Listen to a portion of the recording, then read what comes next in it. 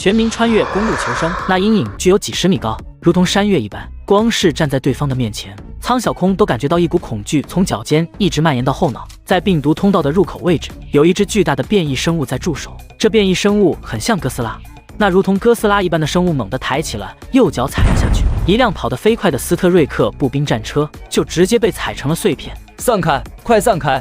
原本密集的行进队形瞬间变得凌乱起来。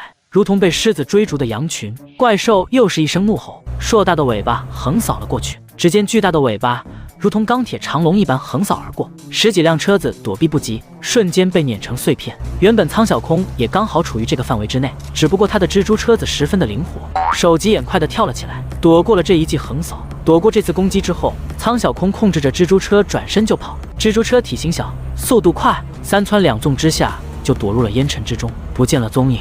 而那如同哥斯拉一般的巨大怪兽，则继续追捕着那些看起来很大的车辆，比如主战坦克之类的。几个开着主战坦克的玩家看到哥斯拉已经追到了身后，知道单纯的躲避已经不可能了，他们的速度太慢，这么下去迟早要被这家伙干掉。天哪，就不信这家伙还能抗住穿炸弹！一个玩家怒吼着，飞速地传动着炮塔，准备给这家伙来上一炮。可是那个怪兽一爪子就拍了过来，整个炮塔直接就飞了出去，随后硕大的脚丫子踩了上来，整个坦克就像是易拉罐一样被踩得扁平。周围的其他车辆利用怪兽攻击那辆主战坦克的机会，发起了反击，各种机枪和火炮朝着怪兽一顿猛打。不过因为太过紧张的关系，很多火炮都直接落空了，只剩下部分机枪和小口径火炮命中了怪兽。不过那些机枪和小口径火炮打在怪兽身上后，却在坚硬的鳞片上留下了道道火花，根本无法击穿对方的鳞片。他们的攻击似乎激发了怪兽的怒气，那怪兽怒吼一声，加快了速度，向着周围的车辆展开了攻击。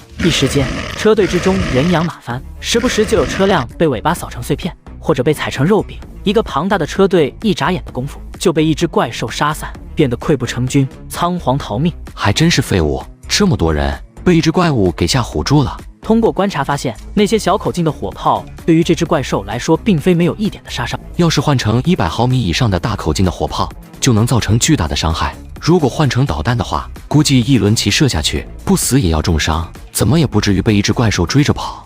估计是他们被怪兽吓破了胆子，不敢再打了。不光我看出了问题所在，就连另一支来到附近的车队也看出了问题。哼，猎狗车队还真是越活越回去了，居然被这么一只愚蠢的怪兽追着跑。他们本来就是一群只会汪汪叫的野狗，吹牛的时候比谁都跳得欢，遇到稍微厉害一点的敌人就只会夹着尾巴跑。好了，正好让他们看看我们雄狮车队的厉害。所有火炮准备，目标怪兽，3秒后覆盖性2发齐射，预备，放。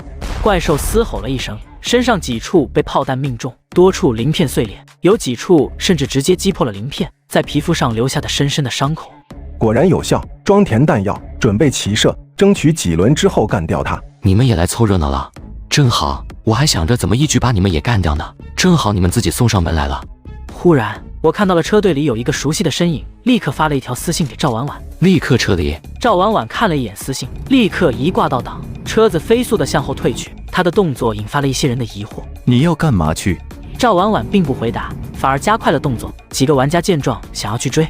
先别管他，先把怪兽对付了，再把他抓回来问问情况。然而就在这时，天上传来了一阵呼啸声，一枚战斧式巡航导弹呼啸着从天而降，直接落到了怪兽与车队的中央。一声巨大的爆炸声响起，一团橘红色的蘑菇云升起，剧烈的爆炸裹挟着冲击波，将周围的一切都撕扯成碎片。嘶吼声和火炮的轰鸣声消失了。等到烟尘消散之后，通过全球鹰的传回的照片，我发现嘶吼的怪兽和火力强大的车队都变成了满地的残骸。不愧是战斧式巡航导弹，果然厉害，一发就清场了。而不远处的赵婉婉更是心中万分惊骇，她万万没想到自己只是和我分离了10多天的时间，我居然就变得这么强大了。原本她还想要用氦气球升空，利用高空火炮的优势再侧翼帮上我一把，可是她万万没想到，一整个车队都没解决的问题被我一发导弹解决了。我则开着车来到了战场边，整片战场里到处都是各种残骸。不过我没有那么多时间去寻找，我只是捡了几块哥斯拉的肉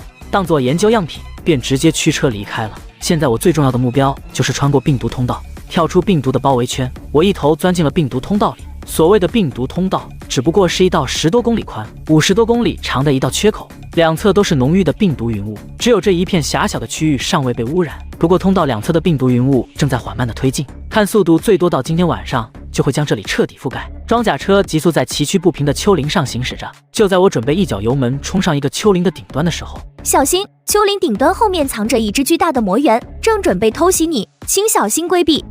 居然还有漏网之鱼！一只魔猿能有多大的本事？我一脚踩下了刹车，将全球鹰叫了回来，准备看看前方这只准备偷袭自己的魔猿到底是个什么玩意。过了片刻，全球鹰重新飞到了我的上空。当全球鹰将目标的图像发过来的时候，我吃惊的嘴巴张得老大，下巴都差点掉了。你把这个叫魔猿？这也太大了吧！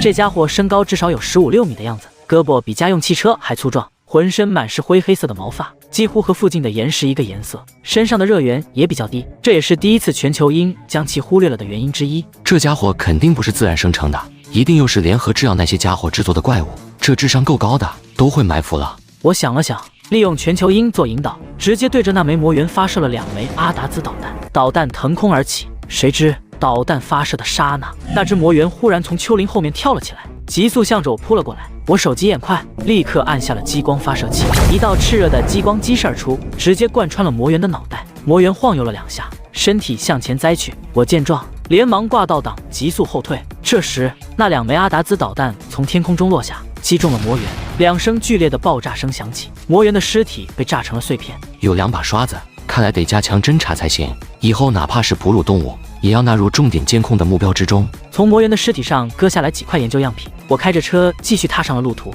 不过这一次我明显加上了小心，派出了4架手抛式无人机在周围巡视，争取以我为圆心5公里范围内没有任何对我能造成任何伤害的目标。